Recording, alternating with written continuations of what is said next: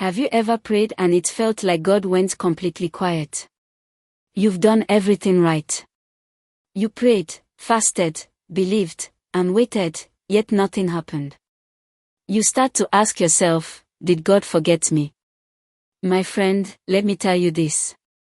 God's silence is not his absence. Sometimes, silence is his strategy. Let me share something powerful with you.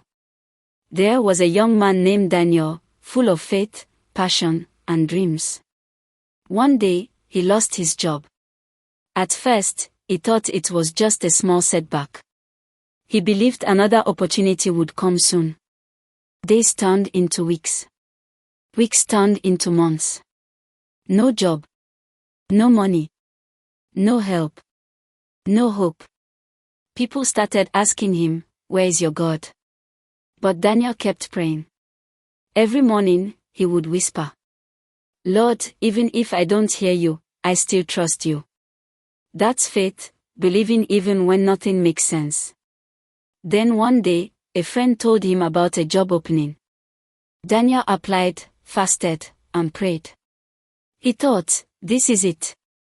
But days later, he got a rejection email. Painful. Crushing. Silent. He almost gave up. But one thing held him. He remembered that even in silence, God was still working. So Daniel decided to shift his focus. He began volunteering at his church, cleaning chairs, helping others, serving quietly. He was still unemployed, but his spirit was growing stronger. He learned something most people never understand. Waiting is not wasting when you're trusting God.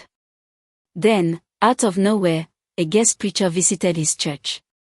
After service, the pastor called Daniel and introduced him. That man owned a company and was in search of someone with integrity and humility, and he found it in Daniel.